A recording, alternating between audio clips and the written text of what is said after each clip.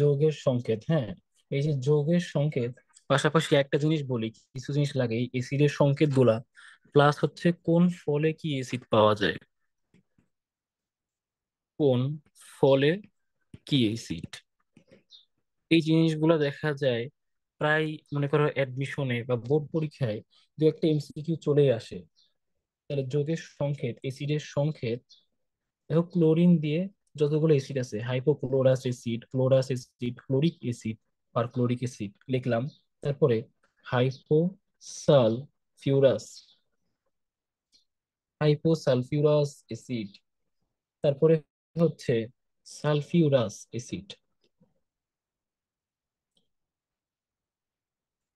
Sulphurous acid, তারপরে দেখো পাইরোসালফিউরাস acid, পাইরোসালফিউরাস acid, তারপরে হচ্ছে থায়োসালফিউরিক অ্যাসিড বা পার, এর নাম কি, থায়োসালফিউরিক অ্যাসিড, থায়োসালফিউরিক অ্যাসিড, বা এটার আরেক নাম হচ্ছে পার ডাই সালফিউরিক সালফিউরিক অ্যাসিড। তারপরে দেখো, এরপরে পার মনো সালফিউরিক অ্যাসিড,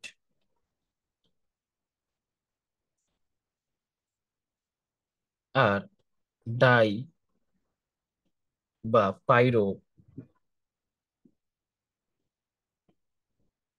ডাই বা পাইরো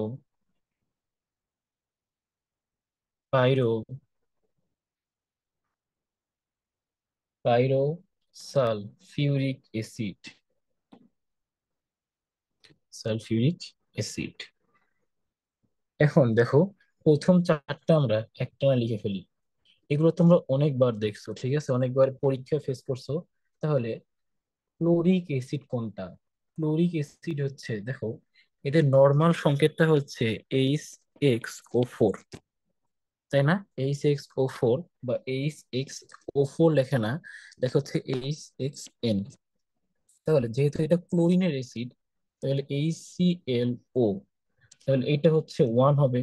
তারপর HCl এর মান 2 হবে। তারপর HCl এর মান 3 হবে। HCl এর মান 4 হবে। তাহলে এর নাম হচ্ছে হাইপোক্লোরাস অ্যাসিড। তাহলে HClO2 এর মান যখন 2 দিচ্ছি, তার নাম হচ্ছে ক্লোরাস অ্যাসিড। তাহলে এর মান 3 দিলে ক্লোরিক অ্যাসিড, আর ক্লোরিক অ্যাসিড যখন এর মান 4 দিচ্ছি। এরপরে দেখো হাইপোসালফিউরাস, তাহলে নামগুলো ভালো মতো খেয়াল করো, সালফিউরাস, সালফিউরাস, সালফিউরাস। এরপরে যেগুলো ইক, সালফিউরিক, সালফিউরিক, চারটা, এরপরে চারটা হচ্ছে সালফিউরিক। তাহলে হাইপোসালফিউরাস, হাইপোসালফিউরাস অ্যাসিড, এটা হচ্ছে H H2, H2O4, hypo sulphurous acid. তারপরে সালফিউরাস অ্যাসিড, এটার সংকেত আমরা এমনিতেও জানি, HSO3, ঠিক আছে, H2SO3। তারপরে দেখো পাইরোসালফিউরাস হচ্ছে H2S2O5। এখন পার, ঠিক আছে, পার বা পাইরো মানে হচ্ছে অক্সিজেন বেশি, ঠিক আছে। পার বা পাইরো, এদের মধ্যে অক্সিজেন কিন্তু বেশি থাকে। দেখো এখানে হাইপোসালফিউরাসে হচ্ছে অক্সিজেন 4টা, আর পাইরো সালফিউরাসে হচ্ছে 5টা। তাহলে গেল, তিনটা সংকেত হচ্ছে আমার গেল। এরপরে এরপরে আসো বাকি তিনটা সংকেত, ঠিক আছে। তাহলে বাকি তিনটা সংকেত কি? তাহলে যার নাম হচ্ছে থায়োসালফিউরিক অ্যাসিড, তার নাম পার ডাই সালফিউরিক অ্যাসিড।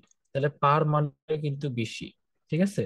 তাহলে H2S2 H2O3, দেখো তো অক্সিজেন কি একটা কমলো না? দেখছো, হাইপোসালফিউরাস অ্যাসিডের থেকে সালফিউরিকে এসে কিন্তু অক্সিজেন একটা কমলো।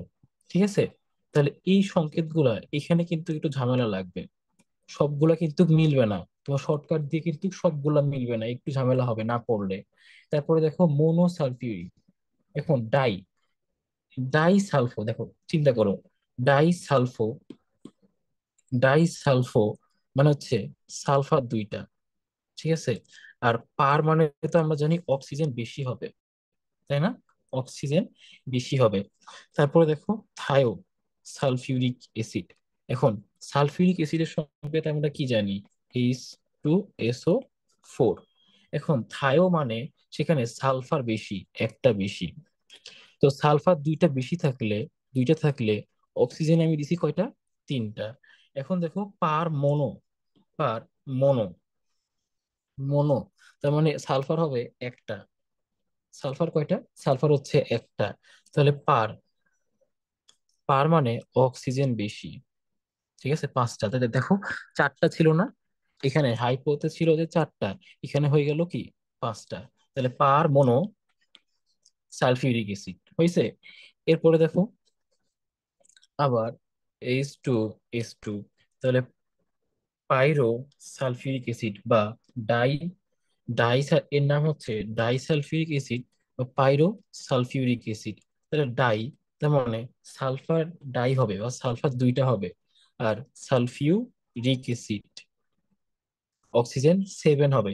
দেখো তো, এমন যদি হইতো, এখন আমার প্যাচ লাগবে হচ্ছে এই দুইটা সংকেতে, বুঝছো, সালফিউরিক অ্যাসিডের এই দুইটা সংকেতে, এইটা তোমার মনে থাকবেই, কারণ কি পার মানে হচ্ছে তোর অক্সিজেন বেশি, তাহলে অক্সিজেন পাঁচটা, কোনো সমস্যা নাই, তাহলে এই দুইটা আমার প্যাচ লাগবে একটু।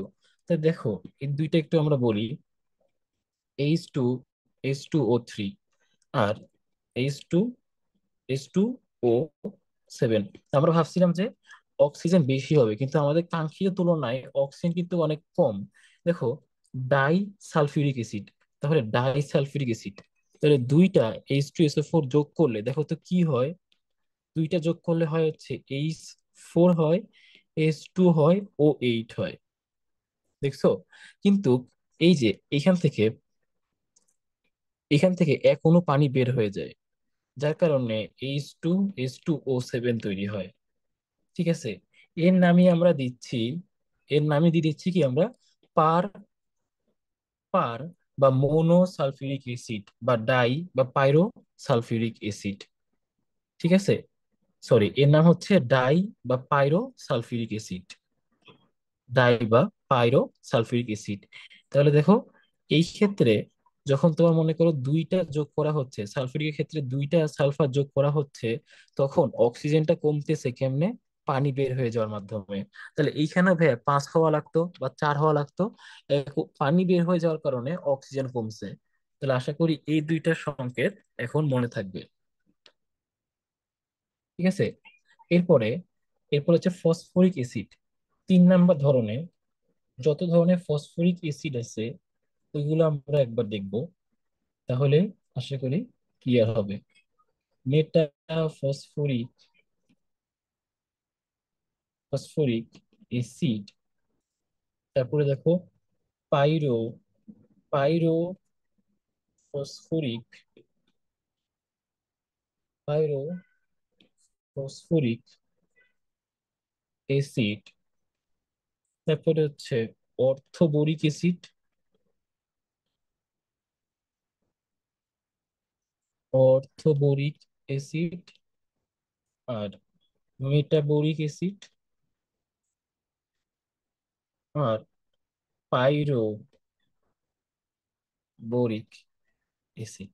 দেখো মেটা ফসফরিক অ্যাসিড, তাহলে মেটা মানে মনে রাখবা সেখানে হচ্ছে পানি কম,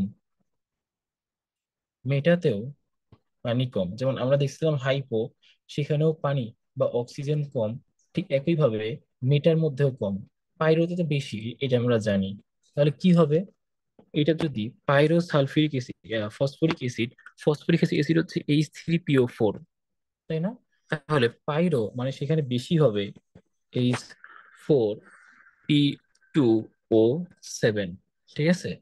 আর মেটা, সেখানে হচ্ছে H2O3, H2O3, একটা অক্সিজেন কম, হাইড্রোজেনও কম। এই জন্য মেটা মানে কি দেখো, এখান থেকে এইখান থেকে যদি তুমি এক অণু পানি বের করে নাও, তারপরে তুমি যে এসিডটা পাবা সেটা কিন্তু মেটাফসফরিক অ্যাসিড। তার মানে মেটাফসফরিক অ্যাসিড মানেই কিন্তু এক অণু পানি মাইনাস, সেই অ্যাসিড থেকে এক অণু পানি মাইনাস করলেই আমি সেটার মেটা বা সেটা মেটাফসফরিক অ্যাসিড পাবো। ঠিক আছে। এরপরে দেখো অর্থোবোরিক অ্যাসিড বা মেটাবোরিক অ্যাসিড। দেখো H3BO3, H3BO3, তারপরে H2, H2 B2, তাই না? H2B2O4। এখন মেটা মানে হচ্ছে সেখান থেকে কোনো পানি বের হয়, তারপরে অক্সিজেন সংখ্যা কিন্তু তুলনামূলক কম হয়। ঠিক আছে। দেখো হাইড্রোজেন এখানে হচ্ছে ইয়া, বোরন হচ্ছে দুইটা দুইটা, কিন্তু অক্সিজেন মাত্র চারটা, কিন্তু এখানে দেখো একটার জন্য তিনটা অক্সিজেন। ঠিক আছে। তাহলে সেই রেশিওতে দেখা যায় বোরিক মেটাবোরিক অ্যাসিডে তোমার অক্সিজেনটা হচ্ছে কম।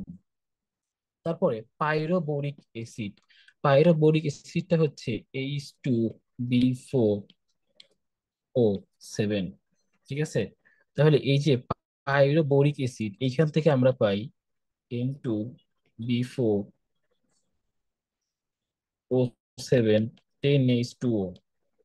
ঠিক আছে, এর নাম কি? এর নাম হচ্ছে বোরাক্স, বোরাক্স। তাহলে আশা করি এই জিনিসগুলো আমরা পারবো। ঠিক আছে। দেখো এখানে কিন্তু ম্যাক্সিমাম এসিডের নাম তুমি খালি মনে রাখতে পারো, অপশন দেখে দাগায় আসতে পারবা। কিন্তু অপশন ছাড়া যদি তুমি মানে এটা মনে রাখতে চাও, তাহলে তোমাকে এটা মুখস্থ করতে হবে। মুখস্থ করা ছাড়া কোনো রাস্তা নাই। কারণ এই চার্টটা তুমি হচ্ছে একবার লিখে রেখে কয়েকবার প্র্যাকটিস করলে আশা করি তোমার জন্য এটা সহজ হবে। ঠিক আছে। আর না ছাড়া তুমি হচ্ছে এটা অপশন দেখে দাগাই দিয়ে আসতে পারবা। এখন এমসিকিউ আসলে তো সমস্যা নাই, তাই না? এমসিকিউ আসলে তুমি অপশন দেখে জায়গায় দিয়ে আসতে পারবা। তাহলে কয়েকবার দেখলে আশা করি এখন তোমার হবে। এরপরে যদি আমরা কয়েকটা আকরিক নিয়ে আলোচনা করি, হ্যাঁ।